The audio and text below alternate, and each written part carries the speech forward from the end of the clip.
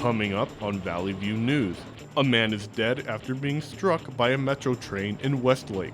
What officials are saying about the investigation. Plus, at least 400 people are stranded in Taiwan after an earthquake struck. And Disney Plus users beware, the company is about to start blocking password sharing. We'll tell you when it starts.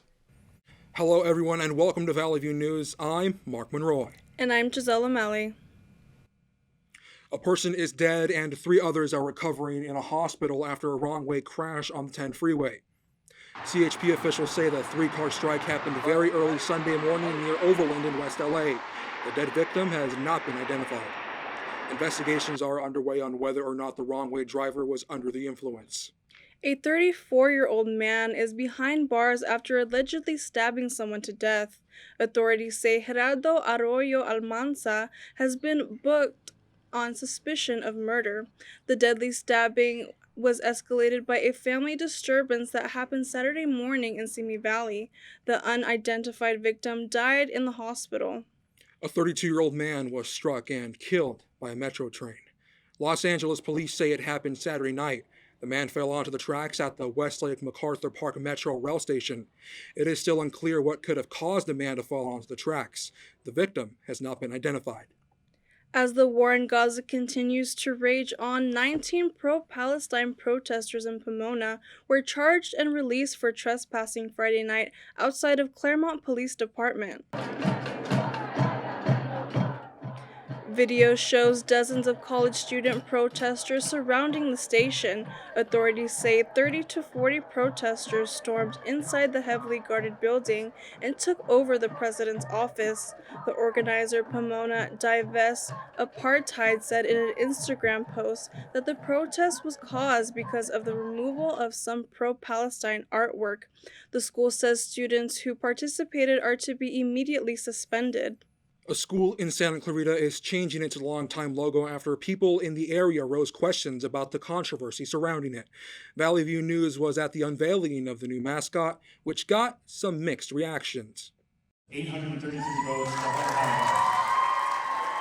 Loud cheers were heard throughout Hart High School's auditorium Tuesday night as the new Hawk mascot was revealed, ending a 79-year tradition with the Indian mascot. Hart principal Jason Dochermont says he and officials worked with the Tataviam Native tribe to pick a new mascot which still resembled the history of Native Americans. And we talked through some of the issues that the Tataviam tribe had worked with Alamany High School on and Burroughs High School on. Those were the most recent changes that had also been the Indians. In a 2021 board meeting with the district, Tataviam Tribe President Rudy Ortega expressed his concerns over the Indian name and its backstory with his people. It's a difficult challenge because we know there's been some legacy that's been put in place, some history that's put in place. But, if without change, my people would have been suppressed still. The change was met with a lot of positive feedback from students. The actual Indian tribe that's near here said that they don't want the Hart to have the Indians mascot. But some were not in favor. William S. Hart was a friend of the Indians, okay? He grew up in Indian country. This document obtained from the district shows some responses from parents and staff regarding the change. One parent says the name is part of their family's heritage and commented on how proud she was to have an Indian represent her as their mascot. For those parents that want to keep it, I don't blame them. I think they are deeply rooted in the history and the tradition of Hart High School, and I applaud them for that. In order to preserve the native history, Hart unveiled a mural in 2021 to show what the land looked like before settlers arrived in order to keep the legacy of the past. Reporting in Newhall for Valley View News, I'm Marc Conroy. The mascot will take over the Indians starting next school year. In political news, we are inching ever so closer to the 2024 presidential election, and ex-President Donald Trump is wasting no time preparing for his rematch with President Biden. Trump's campaign says it raised $50.5 million in a Saturday fundraising event. The event had major donors at a Palm Beach home. Billionaire investor John Paulson set a new single event fundraising record, raking in almost double of what Biden's campaign says it raised. This event followed up Biden's recent fundraiser with former Presidents Obama and Clinton. Trump's campaign senior advisor says the nearly double amount of money raised over Biden is a message that Trump will propel himself to victory in November. Following the devastating collapse of Baltimore's Francis Scott Key Bridge that left 6 men dead, Biden visited and announced additional federal support for the reconstruction. The president watched the wreckage from a helicopter. He announced the first grant would be for the dislocated workers and to replace jobs that were lost. The $8 million grant is targeted towards damaged infrastructure surrounding the bridge's area. My vow is that we will not rest, as Carlos said, until the cement has dried and the entirety of a new bridge. Biden also urged businesses to keep workers on the payroll, saying the channel will reopen by the end of May. Here locally, an iconic CSUN spot has been a treasure for decades, but recently has been a hot topic among students, staff, and those who live in Northridge. Valley View News' Edward Siegel has the very latest on what many call a campus staple that was nearly changed forever. This is CSUN's Orange Grove. It's been around since the 1940s and is home to more than 400 orange trees. It's also home to the Orange Grove Bistro, a small restaurant that opened in 1973 and closed in 2019 after CSUN's Board of Trustees voted to replace it with a hotel. The University Corporation and a private developer called Corvius were set to manage it, but COVID halted the plans. Executive Director of CSUN's University Corporation, Rick Evans, decided in the past year that the plan was no longer viable for financial reasons, among other concerns. One student who likes to come to the Orange Grove to relax says the construction would make that tough. People like to come here, read, do homework, meditate, relax. If they're building a hotel, then it's kind of hard to relax when you hear dong, dong, dong over and over again. CSUN president at the time, Diana F. Harrison, said in a press release that the hotel would have benefited a number of students and campus visitors, such as those in athletics, by giving them a place to stay while they're on campus. CSUN's Department of Recreation and Tourism Management was planning to have internships at the hotel, but because the project was put on hold so early, nothing was set in stone. Department Chair Nathan Martin wishes the hotel was built because of the opportunities it creates for students. It just has a breadth from opportunities for our students in terms of learning their craft in an environment that's in their backyard. That's particularly our recreation and tourism management students, but also broader across sectors here at campus. Evans says CSUN did not have to contribute any money when the plan was put in place. He decided in the past year that he wouldn't be able to find a hotel developer to take on the project. He says he will keep monitoring construction and development costs in Southern California. Until then, students can enjoy the peacefulness of the Orange Grove without having to worry about the noisy construction. Reporting from Northridge for Valley View News, I'm Edward Siegel. Edward, thank you. Former Big Lots president is hoping to save 99-cents only stores after the company announced it will be winding down businesses operations after more than 4 decades. Liquidation sales are now underway at its 371 stores in California, Arizona, Nevada, and Texas. Bargain hunters were dealt a devastating blow after the company announced the closure last week as a result of the COVID-19 pandemic, consumer demands, and inflation. 99-cents only stores was founded by Dave Gold back in 1982 after opening the first location in Commerce. The closure's end of the company's 42 run of selling a variety of merchandise from clothes, fresh produce, cleaning products, and children's toys. You know, I'm really gonna miss that store. It's a store I really grew up with as a child. Yeah, it's a really devastating, for me and for my family who grew up going to that store. But, times are tough right now. Economy is affecting businesses, but they're also affecting people. California's down payment assistance program, Dream for All, is now open for applications. Nearly $250 million will be allocated for thousands of first-time home buyers. Eligible buyers can receive up to $150,000 towards their purchase. The program provides a loan of up to 20% of home's purchase price or a maximum of $150,000. It can be used as a down payment, closing cost, or first-time mortgage financing. Repayment is required upon selling the home, including 20% of the home's appreciation. Low-income individuals will repay 15%. Online applications are open and close April 29th. Selection is a lottery. A solar eclipse made its way across North America. The rare phenomenon gave millions of people a chance to watch the moon block out with sun temporarily. The eclipse cut through eastern part of Canada, 15 U.S. states, and Mexico. In other parts of the U.S., viewers got sight of a partial eclipse. NASA estimates about 31.6 billion people were in its path. The U.S. won't see another one until 2044. Mother Nature is making the Golden State her canvas as people from all over are taking in the beautiful scenery from the super bloom.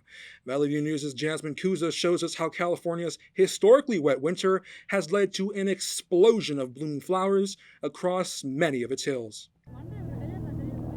The beautiful phenomenon happens once a year, welcoming the beginning of spring. The flower fields at Carlsbad Ranch is known for its stunning display of vibrant flowers. Visitors come from all over to witness them blooming. I like the colors and how colorful it is. It's a nice place to visit during spring. About 80,000 ranunculus flower bulbs are planted in the early fall by farm workers. After California's rainy season, the flowers start to bloom in early March. Workers then spend the remainder of the spring season picking and harvesting flowers for visitors to buy. The process is, the seed is planted and it's now picked. It is picked as a pure flower and sold in the market. Millions of flowers are sold at the peak of freshness in the markets on the ranch. Customers are able to build their own bouquets and customize their own flower pots. It gives them the opportunity to take home a piece of the vibrant landscape. The super bloom is going on until early May. People still have a chance to immerse themselves in the beautiful spectacle across many parks and farms in the state. Jasmine, thank you. More to come on Valley View News. Is decaf coffee safe for you? Some health groups are saying otherwise. And the Women's March Madness basketball has crowned the new champion for the season. We'll give you a look at how the game went.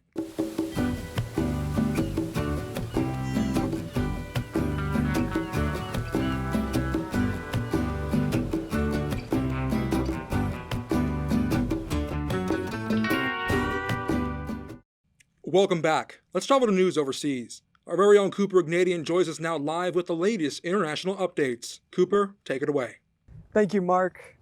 The United States is on high alert and preparing for what officials call a significant strike from Iran. There are concerns that Iran will be targeting either Israeli or American assets. It comes after the huge Israeli strike in Damascus, which is located in Jerusalem, that ended up killing a top Iranian commander and a senior official. U.S. officials believe that the attack could happen at any time now, and it could lead to an even bigger war in the Middle East. President Biden has contacted Israeli Prime Minister Benjamin Netanyahu to avoid any further conflict. 2 Russian strikes have left at least 7 dead in Ukraine. The attack took place in Kharkiv, the second largest city in the country, where it is feared that a spring offense by Russia will occur. Ukrainian authorities say a 66-year-old man and a 12-year-old girl were among the victims. NATO allies have agreed to search their arsenals and help aid Ukraine with more air defenses. Ukrainian President Volodymyr Zelensky has called for more aid and more help, calling for the terror to end. Rescue efforts continue in Taiwan after their 7.4 magnitude earthquake.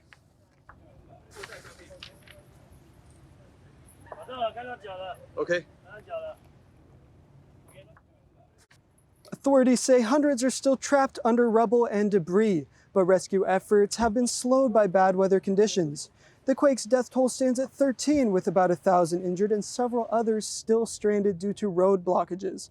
It's the largest earthquake the region has felt in the last 25 years.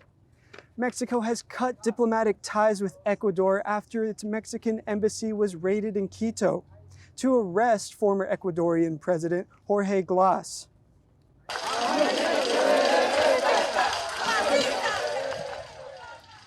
The diplomatic staff of Mexico is leaving Ecuador immediately and called the raid an outrage to international laws. Glass served as vice president from 2013 to 2017. He was convicted twice for corruption and has since taken shelter in the embassy. He is currently under arrest and is now in a maximum security prison. Mexico plans to file a complaint to the International Court of Justice. The U.S. has called the move surprising and impulsive on Ecuador's part. That's the very latest from around the globe. I'm live from outside Maple Hall. I'm Cooper Ignatian. Back to you guys. Thank you, Cooper. A California bill could soon impact renters and pet owners if it is written into law. Valley View News' Hugo Maldonado Garcia tells us why. Landlords will no longer be allowed to charge pet rent along with other additional fees if this new California bill is passed. The bill, known as AB 2216, would ban fees of more than $200 and rental fees for having a pet. It would also allow landlords to accept any renter who has a pet without requiring any additional information. Not believe the bill should pass just willy-nilly, only because I feel that as human beings, we have not earned that right to have such a bill. I think just the idea of the bill passing would just be hell. I moved in December, and the first question I got asked, even before I toured my unit, was, do you have a pet? You know, like, they are really on it. And, you know, I mean, I know some people might have differences where it's like, oh, you know, some people have children, some people have pets as their kids. Like, a pet is a child. Lorena Armenta has been renting an apartment for the last 3 months. She also says that it would be gut-wrenching if the bill did not pass. You're sometimes maybe moving out for the first time. You're moving away from home and you want to take your pet with you.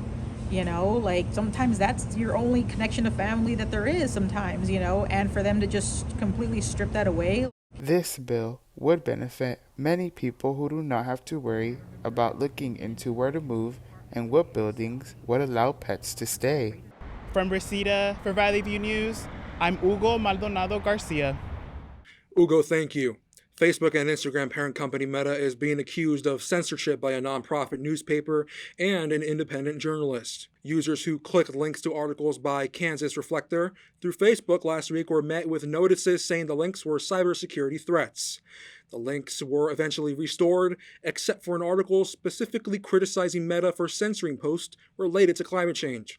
An independent journalist in New York decided to post the article to her website and try to upload it to Threads. It was then blocked for malicious content. Meta's communications chief apologized for the inconvenience, saying the blocking of the links was an accident caused by a security threat. As much as $500 is up for grabs to Walmart shoppers. The money comes from a class action lawsuit against the retail giant over allegations of overcharging customers for certain products. Allegedly, shoppers thought they were getting discounted on price per weight items such as meat, poultry, and seafood, when in reality they were paying more. Walmart has since issued a statement denying the allegations, but says the settlement is in the best interest for both parties. Shoppers have until June 5th to file a claim online or through the mail. You can put that settlement money to use at an antique sale at Cracker Barrel, that is, if there's anything left. The restaurant chain set out a yard sale in Mount Juliet, Tennessee to make a way for a new look. Buyers such as Wanda Winton bought out everything in less than 30 minutes and did so for the lowest price. How about 3? 3? Yeah, we bought all that other stuff. Oh, you're breaking me here. All right. Okay, thank you. Cracker Barrel is beginning to remodel nationwide to remove decorations they think are no longer relevant to customers. While it's the first time the company sold off their antiques, it might not be the last. Based on the success in Mount Juliet, they're considering doing it for their other stores. Decaf lovers, listen up. Although it may seem like a harmless option, some health groups are petitioning the U.S. Food and Drug Administration to ban a chemical that is used in the decaffeination process due to cancer concerns. The chemical is methylene chloride, and it is used in industrial processes such as paint stripping, paint remover, and metal cleaning and degreasing. The Environmental Protection Agency and the World Health Organization say methylene chloride is known to be carcinogen and is linked to liver toxicity as well as neurological effects and in some cases even death. California recently introduced a bill to ban the use of methylene chloride, but the bill won't go into effect until January of 2027. A group of empowering local women is making a move towards empowering other women of the city.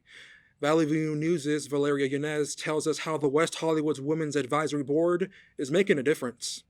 I'm here at West Hollywood City Hall, where a very important board meeting is taking place.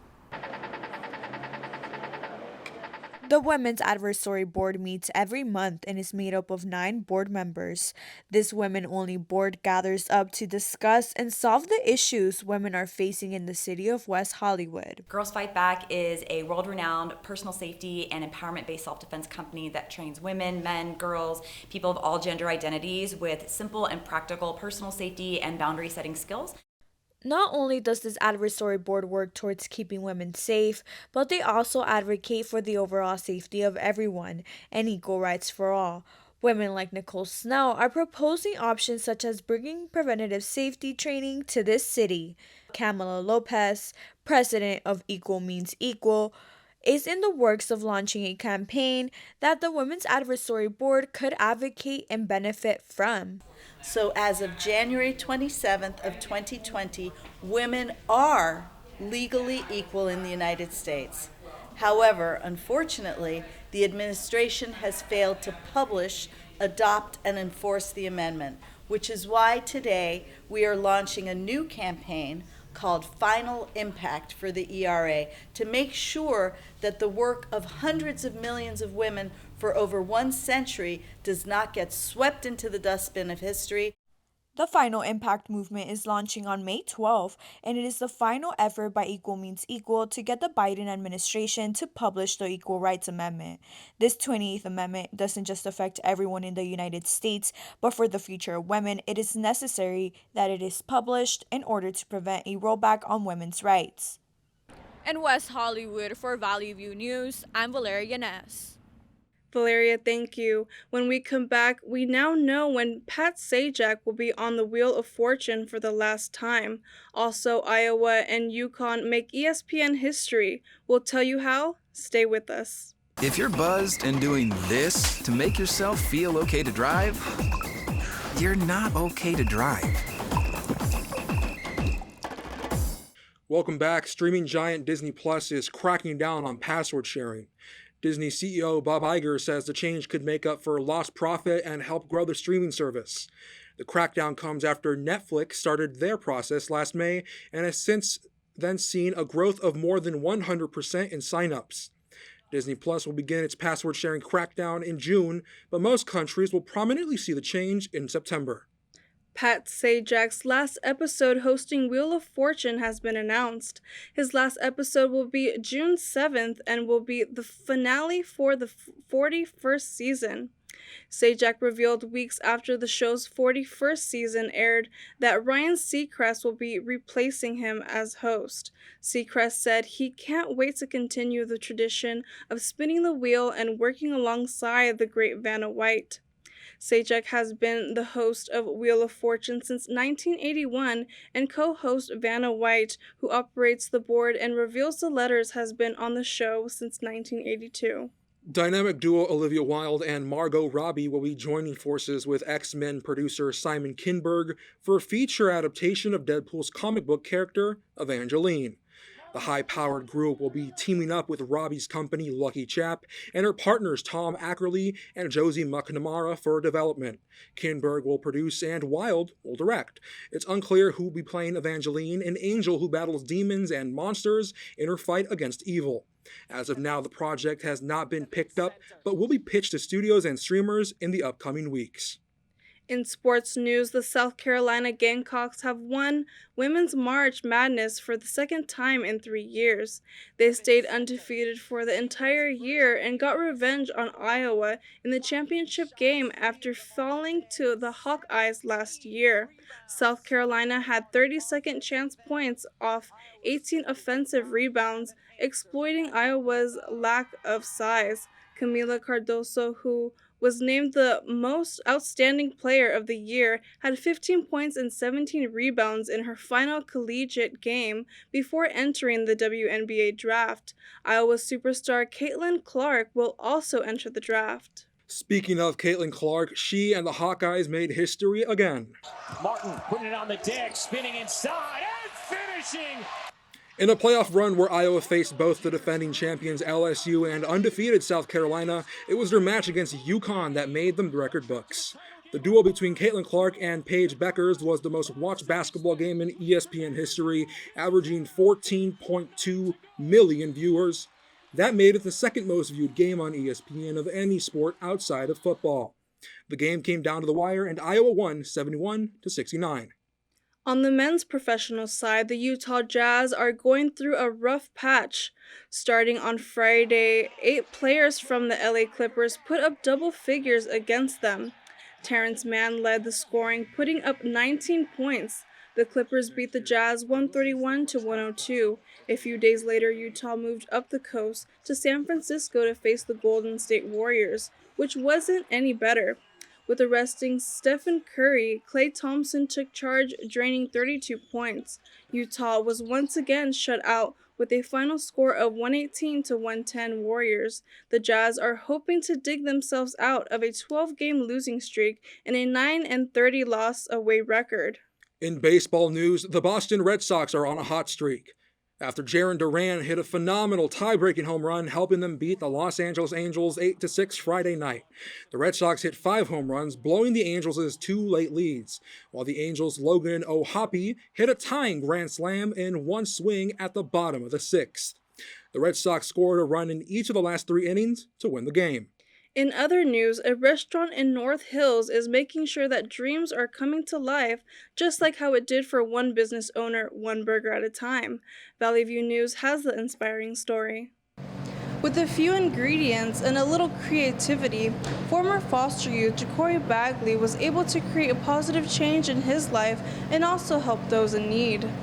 It's been 7 years since Bagley left his foster home. His journey of healing from the past and lost profit from previous business ventures didn't stop him from reaching his goal. He now owns Smash LA Burgers. My life started 7 years ago, because it really did. It wasn't at the foster home. It wasn't when I was a kid. I don't recall any of that. And I feel like that's for a reason. With the help of nonprofit Guerrilla Community Movement, Bagley raises funds by selling salsa. Salsa's produced and bottled at home. He says the goal. We are creating a whole ecosystem and a farm institute for at-risk youth. Is to allow youth to heal and build a life of their own. He's came a long way to see where he started, and just watch him grow throughout the whole process is like really cool. Bagley's biggest advice for current foster youth is to block out the noise and stay focused on following their dreams. Don't let nobody stop you from being you. At the end of the day, that's the only thing that goes with you to the grave. He says as long as fostered youth do just that, he will focus on his part to help them. Reporting in North Hills for Valley View News, I'm Giselle Lomeli. You know, Giselle, this is one piece that I absolutely adore because it's showing a man who opened up a burger shop and faced so much adversity through his youth, and now he's used that motivation to inspire others. Yeah, and considering he's former foster youth, it's nice to see that he's being a role model for current foster youth. That's all for us at Valley View News. I'm Marc Conroy. And I'm Giselle Lomeli. For stories any time of day, see our YouTube channel at Valley View News and our Instagram page at Valley View News, CSUN. Thanks for watching.